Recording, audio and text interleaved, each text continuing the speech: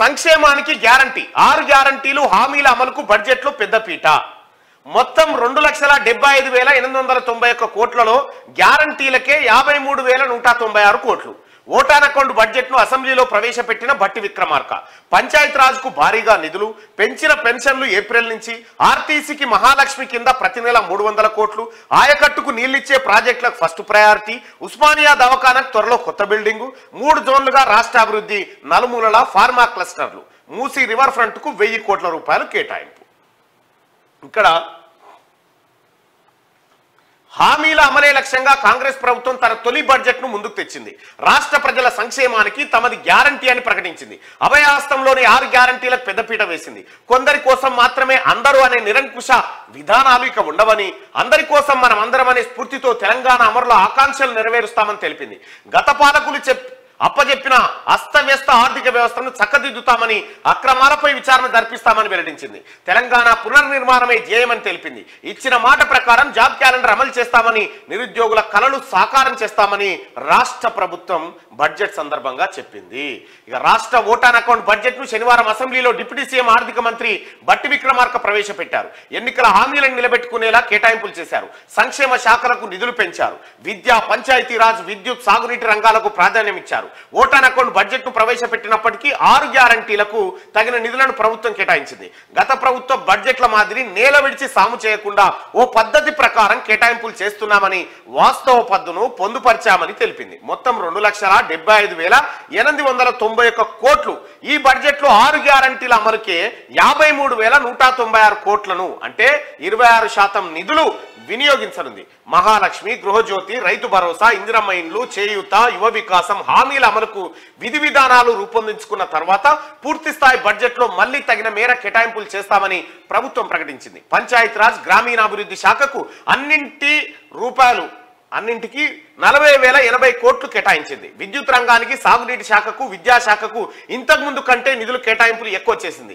Welfare డిపార్ట్మెంట్ల నుంచి ఉపాధి కల్పించే సబ్సిడీ స్కీమ్లకు బడ్జెట్ లో ప్రయారిటీ ఇచ్చింది. ఎస్సీ సంక్షేమం కింద 21,874 కోట్లు, ఎస్టీ సంక్షేమం కింద 13,013 కోట్లు చూపించింది. ప్రతి మండలానికి అంతర్జాతీయ ప్రమాణాలతో తెలంగాణ పబ్లిక్ స్కూల్ ను ఏర్పాటు చేస్తామని రాష్ట్ర ప్రభుత్వం ఇక్కడ వెల్లడించింది. ఇక్కడ భట్టి విక్రమార్క స్పీచ్ లో ఒక మాట, తెలంగాణ త్యాగమూర్తులు ఏ ఆశయాల కోసం ఆత్మార్పణ చేశారో వారి ఆశయాలను సాధించేందుకు, వారి కలలను సాకారం చేసేందుకు ఏమాత్రం వెనుకాడం. ఇది మనస్సాక్షిగా చెప్తున్న మాట. ముఖ్యమంత్రి, నా సహచర మంత్రివర్గ సభ్యుల మాట. గత పాలకుల నిర్వాకంతో మన ధనిక రాష్ట్రానికి కూడా ఆర్థిక కష్టాలు వచ్చినాయి. పూట గడవడం కష్టమనేంత స్థాయికి ఆర్థిక వ్యవస్థను దిగజార్చారు. అయినా ప్రజల నమ్మకాన్ని నిలబెట్టుకోవడానికి ఈ ప్రజాప్రభుత్వం ఎంతటి సాహసాన్నైనా చేస్తుంది, ఎంతటి కష్టాన్నైనా భరిస్తుంది. పాలకులకు ప్రజలకు మధ్య ఉన్న ఇనుప కంచెలు తొలగించడంతో మొదలైన ప్రజాపాలనను మరింత పటిష్టంగా ముందుకు సాగిస్తామని చెప్పి భట్టి విక్రమార్క చెప్పిండు. ఇక దీంట్లో త్వరలోనే మెగా డిఎస్సి జాబ్ క్యాలెండర్ తయారు చేస్తున్నామని భట్టి విక్రమార్క గారు చెప్పారు. నిరుద్యోగులకు అండగా ఉంటామని వెల్లడి. టీఎస్పీఎస్సీకి 40 కోట్లు కేటాయింపు. ఇక మండలానికో Telangana public school pilot project కింద 500 కోట్లు, వర్సిటీల్లో వసతుల కోసం 500 కోట్లు కేటాయింపు అంటూ ఒక వార్తను చూస్తున్నాం. ఇక్కడ మనం ఒక్కొక్క అంశాన్ని కనుక చూద్దాం, అవి చూసిన తర్వాత చూద్దాం. కానీ ఇక్కడ పెద్దపీట బడ్జెట్లో, ఈ పెద్దపీట అనే పదం ప్రతిసారి బడ్జెట్లో వస్తూ ఉంటుంది. ఈ పెద్దపీట ఏంది? పెద్దపీట అంటే మన ఇళ్లలో, వెనకట ఇళ్లలో పెద్దగా ఉంటుండే పీట, పెద్ద పీట ఉంటుండే. కూర్చొని తింటప్పుడు పీటలు వేసుకొని తినేది.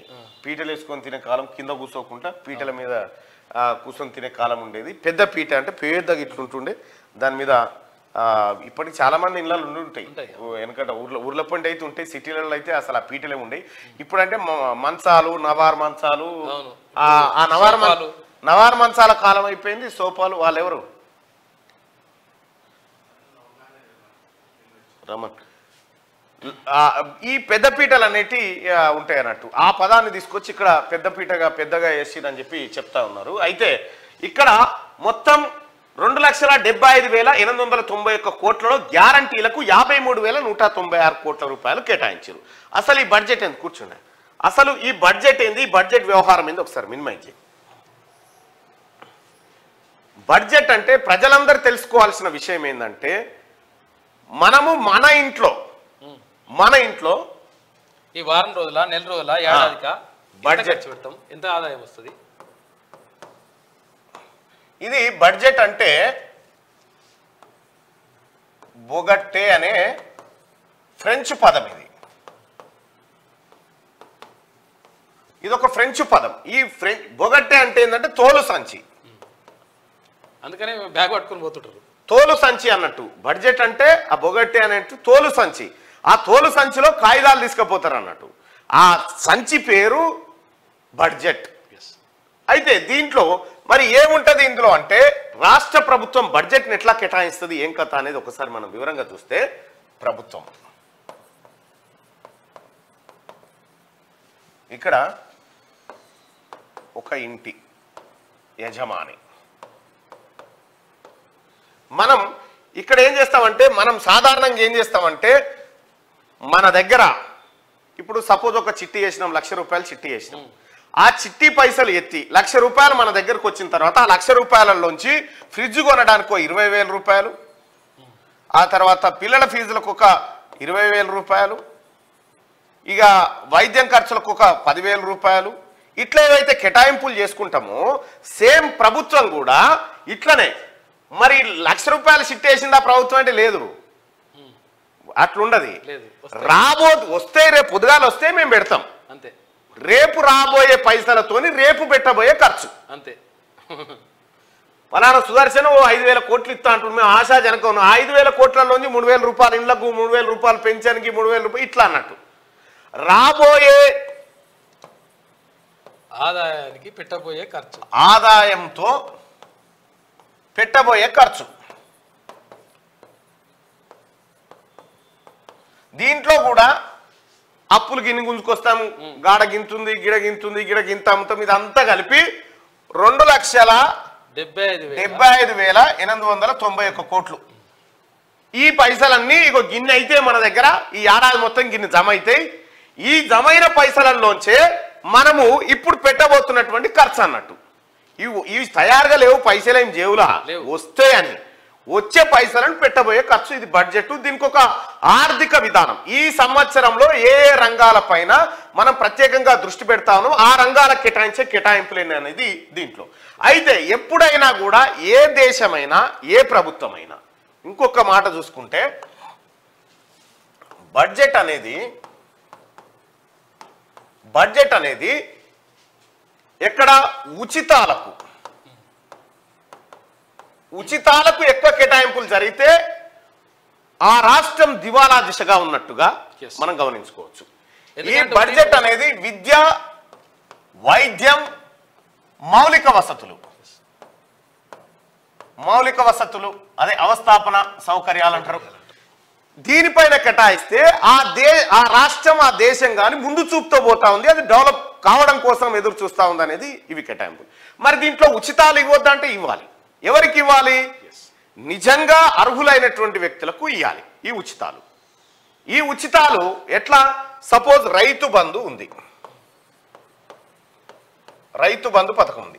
ఈ రైతు బంధుకు సంబంధించినటువంటి పథకంలో రైతులకు ఒక ఎకరానికి 5,000 రూపాయల పెట్టుబడి అనేటువంటి మాట చెప్పినారు.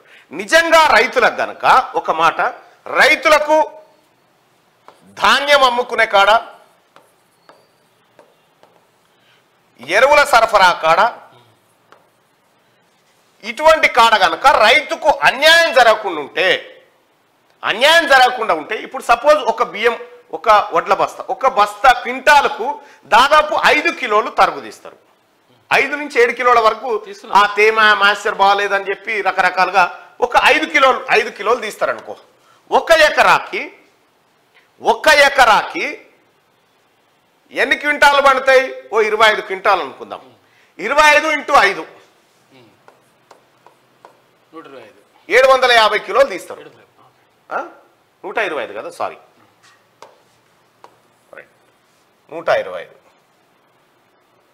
125 కిలోలు తీస్తారు. ఇక్కడ 125 కిలోలు అంటే 1 కిలోకి ప్రభుత్వం అంటే ఎంఎస్పి కల్పించేదే 2100 అనుకుందాం. అంటే అటు ఇటు కలిపి ఒక 3,500 రూపాయల దాకా ఇక్కడ ఒక ఎకరా మీద రైతు దగ్గర దోపిడీ చేయబడుతుంది. మరి ఇది ఒకటే కాదు, ఇంకా ఎరువుల దగ్గర కానీ లేకపోతే రైతుకు, మళ్ళీ ఈ రైతుకు ఈయన ఇప్పుడు రావు పైసలు, 4 నెలలకు 3 నెలలకు అకౌంట్లో పడతాయి. ఈ అన్ని పైసలకు మిచ్చేసుకుంటే ఎకరాకు 6,000 రూపాయల దోపిడీ జరుగుతూ ఉంటే రైతులకు వాళ్ళకి ఇచ్చేది 5,000 రూపాయలు ఇస్తారన్నట్టు. ఈ దోపిడీ అంతా ఎవరికి పోతుంది? దళారులు, పెట్టుబడిదారుల దగ్గరికి ఈ దోపిడీ పోతుంది. అసలు రైతుకు 6,000 నష్టం అయితే 5,000 రూపాయలు ఇస్తా ఉన్నారు. ఇక్కడ ఈ దాన్ని నివారించగలిగితే, ఈ దోపిడీని నివారించగలిగితే రైతులకు రైతు బంధు అనేటువంటిది పెద్ద ఇంపార్టెన్స్ కాకపోవచ్చు ఒకవేళ ఇదే జరిగితే. ఇప్పుడు కేసీఆర్ ఏం చేసిండంటే ఈ ఉచితాల కార్యక్రమానికి తెరలేపిండు. దీంట్లో తెరలేపి ఏం చేసిండు? దీంట్లో తెరలేపి పెట్రోల్ బంకులు, ఔటర్ రింగ్ రోడ్లు, గుట్టలు, షెట్లు, గ్రామాలకు, గ్రామకంఠ భూములకు కూడా రైతు బంధు ఇచ్చుకుంటూ పోయింది. ఇండ్లకు కూడా మొత్తం కేసీఆర్ చేసిన ఒకే ఏడాది దుబారా ఖర్చు ఎంత అంటే 19,000 కోట్ల రూపాయలు.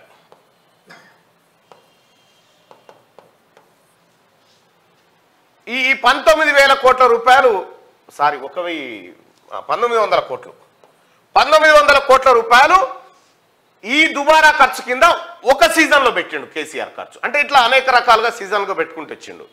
ఈ రకంగా ఇట్లా దుబారా చేసుకుంటూ పోయిండు. అనేక రకాలైనటువంటి ఏ స్కీమ్ అయినా కేసీఆర్ పెట్టిన ఏ స్కీమును తీసుకున్నా అవి పావుల ముందుకు పోతే బారాన మంద వెనుకకు వస్తాయి. నీవు రైతు బంధు స్కీమ్ ఇది ఇట్లా ఉంటే ఇక దీనికి సంబంధించి గొర్రెల స్కీమ్ అని పెట్టిండు. ఒకటి గొర్రెల స్కీమ్ పెట్టిండు. ఆ గొర్రెల స్కీమ్లో మొదటి విడత, రెండో విడత, మూడో విడత 21 గొర్రెలు, యాదవులు, కోటీశ్వర్లు ఈ కథలన్నీ చెప్పిండు. 2017లో గజ్వేల్ నియోజకవర్గం కొండపాక దగ్గర జరిగినటువంటి బీఆర్ఎస్ పార్టీ సభలో, లేకపోతే కేసీఆర్ ముఖ్యమంత్రిగా ఉన్నటువంటి ఆ సభలో, ప్రభుత్వ సభలో 21 గొర్రెలతో మిమ్మల్ని కోటీశ్వర్లు చేస్తానని మనకు ముచ్చట్లు చెప్పిండు. ఎంతవరకు అమలైంది ఆ స్కీము? ఆ స్కీము అక్కడ మొదలై కుంటుకుంటా, మన కుంటి గొర్రె కనుక కుంటుకుంటా పోయినట్టుగా పోయి ఆయనతో పొయ్యిలకు పోయిందా? లేదు మళ్ళీ 20,000 రూపాయలు వాళ్ళ దగ్గర తీసుకున్నాడు. వీళ్ళ దగ్గర 100 మంది దగ్గర తీసుకొని 20 మందికి ఇచ్చి 80 మంది పైసలు కూడా 20 మందిలో కలిపి మిగిలిన పైసలు జవలేసుకొని పోయి ఈ స్కీమ్ ఇట్లా పోయింది. ఇక దళిత బంధు అని పెట్టిండు. దళిత బంధు హుజూరాబాద్ లో స్టార్ట్ చేస్తే అది హైదరాబాద్కి వచ్చే వరకాల 3 ఏళ్ళు పట్టింది. గత బడ్జెట్ లో 17,500 కోట్ల రూపాయల కేటాయింపులు జరిపితే ఏ కాన కూడా ఇయ్యలే. ఇట్లా ఈ రకంగా ఈ ఉచితాలు కేవలం ఓట్ల కోసం బడ్జెట్. కేసీఆర్ పెట్టిన ప్రతి బడ్జెట్ ఓట్ల కోసం పెట్టినటువంటి బడ్జెట్టే. ఈ కేటాయింపు చూపిస్తాడుగా. ఇక చూసిరా, గొల్ల కుర్మల కోసం 1000 కోట్లు కేటాయించానగానే కేటాయింపు సరే, ఖర్చేది? ఇక ఆయన ఖర్చులు, ఆయన కథా వ్యవహారం ఒకసారి మనం పరిశీలించి చూద్దాం.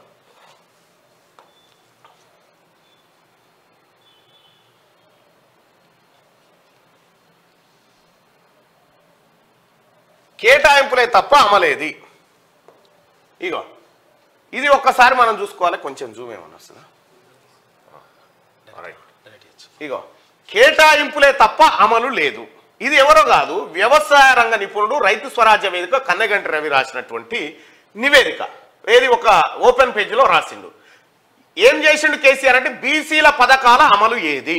కేసీఆర్ గతంలో 2018-19లో వెనుకబడిన వర్గాల సంక్షేమానికి 5,960 కోట్లు కేటాయించగా అందులో 63% నిధులు ఖర్చు చేయలేదు. 2023-24లో కేసీఆర్ కథ చూడు, ఎంత కేటాయించిండు బీసీలకు? 2018లో 5,960 కోట్ల రూపాయలు. 5,960 ఖర్చు చేసింది ఎంత? 64% ఖర్చు చేయలే. ఇక్కడ 2022-23లో 6,229 కోట్లు కేటాయించిన ఖర్చు ధోరణి మాత్రం అలాగే కొనసాగింది. రాష్ట్ర జనాభాలో బీసీలు 54% ఉన్నప్పటికీ 2023-24లో 2,90,000 కోట్ల రాష్ట్ర బడ్జెట్ లో కేవలం 5% మాత్రమే బీసీ సంక్షేమానికి కేటాయించారు. గత 10 ఏళ్లలో బీసీ సంక్షేమానికి 10 ఏళ్లలో బీసీ సంక్షేమానికి మొత్తానిగా 17,611 కోట్లు మాత్రమే ఖర్చు చేశారు. ఇందులో కూడా బీసీ వెల్ఫేర్ కోసం 0.00023. ఇగో ఈ రకంగా ఇక్కడ ఎస్సీ పథకాలకు అదే గతి, గిరిజనుల పథకాలకు నిధులు మళ్లింపు. ఈ రకంగా కేసీఆర్ మాయామచ్చింద్ర చేసిండు మొత్తం జనాన్నంతా. బడ్జెట్ తోని మాయామచ్చింద్ర చేసి కేవలం కేటాయింపులు ఉంటాయి తప్ప ఖర్చు మాత్రం ఉండదు. ఇది కేసీఆర్ మాయాజాలం బడ్జెట్. ఇక వీళ్ళు మాట్లాడుతూ ఉంటే ఇక దేంతో నవ్వానో అర్థం కాదు.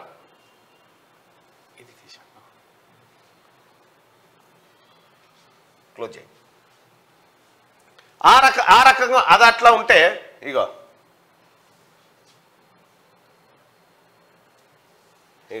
కేంద్ర పథకాలకు రాష్ట్రం దూరం. కేసీఆర్ చూసుకో ఎట్లా చేసిండు వైద్యం అక్కడ. ఇగో చూడు ఆట ఆడుకుంటే ఇక్కడ కేంద్ర పథకాలకు రాష్ట్రం దూరం. ఇండ్లు ఇస్తలేరు, కేంద్ర సాయం అందించనీయలే కేసీఆర్. స్మార్ట్ సిటీల పైసలు బంద్ అయిపోయినాయి. ఎస్సీ ఎస్టీలకు అందని సబ్సిడీలు, పంట పరిహారానికి సొంత స్కీమ్ ఏది లేదు, ఫసల్ బీమా వాడుకోలే, ఆయుష్మాన్ భారత్ వాడుకోలే. ఇట్లా రకరకాలుగా తెలంగాణ రాష్ట్రాన్ని మిగులు బడ్జెట్ తో ఉన్న రాష్ట్రం. మనమేమనుకన్నా భవతీ భిక్షాందేయి అని మన ఇంటికి ఎవరైనా వచ్చారనుకో, ఇంట్లో ఉన్న దాంట్లో కొంచెం ఏదో సాయం చేస్తాం. మనం ఇంట్లో సాయం చేసే స్థాయిలో తెలంగాణ ఉండే కేసీఆర్ రాకముందు. కేసీఆర్ చేతి కాపోయి ఇప్పుడు ఏమైందంటే ఇది ఉల్టా అయిపోయింది. ఈ కేసీఆరే భవతీ భిక్షాందేయి అనే కాడికి తెచ్చిండు తెలంగాణ రాష్ట్రాన్ని. ఇగో ఇది ఇట్లా చేసి కాంగ్రెస్ పార్టీ ప్రభుత్వానికి రాష్ట్రాన్ని అప్పచెప్పిన తర్వాత ఇప్పుడేమంటుడు, మేము గతంలో చందమామని మీరు చేసిన చందమామనా? చంద్రచంద్ర చేసిండు. చందన చేసిరు చంద్రశేఖరరావు. చందన మీరు చేసింది.